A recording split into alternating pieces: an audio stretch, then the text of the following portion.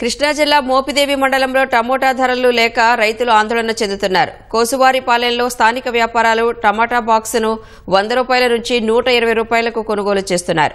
మొత్తం కొనుగోలు చేయకపోవడంతో టమోటాలు పొలంలోనే కుళ్లిపోతున్నాయని వాపోయారు.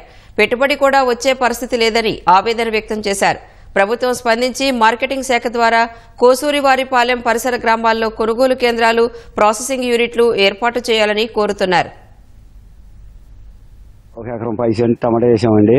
పెట్టుబడి బోల్డ్ అంత అవుతుందండి. కొనుగోలు ఏమీ లేదు. టమాటాలు బాక్స్ వచ్చి మాకు 100 రూపాయలు కూడా కొనట్లేదండి. ఇక్కడ ఇంటిల్లో పత్తిపడి చేయటమే కానీ రూపాయి రావట్లేదండి. మాకు బాగా ఇబ్బందులు పడిపోతున్నాము. అప్పుల పాలైపోయాము. చాలా రూపాయి రావట్లేదండి.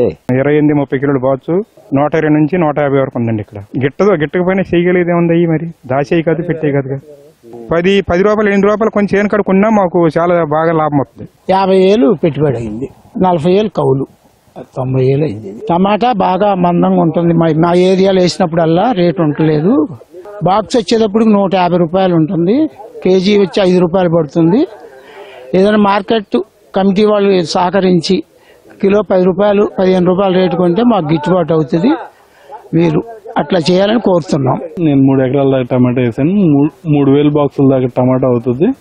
మరి వేసేటప్పుడు చూస్తే కిలో 100 రూపాయల బాక్స్ వచ్చేదానికి 1,500 2,000 రూపాయలు అమ్ముతుంటే ఆశపుట్టి రైతులు అయితే వేస్తున్నాం.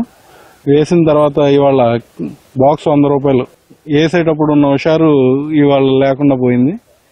మరి మా ఏరియాలో మిర్చి కూడా బాగా వేయటం జరుగుతుంది. కొన్ని 100 ఎకరాల్లో మిర్చి జరుగుతుంది.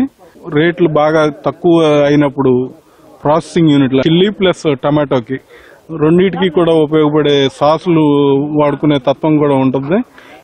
ఇట్లాంటి ఆలోచనలు చేసి అట్లాంటి ప్రోత్సాహం గవర్నమెంట్ చేస్తే ఇక్కడ రైతులను ఆదుకునే విధంగా ఉంటుందని కోరుకుంటూ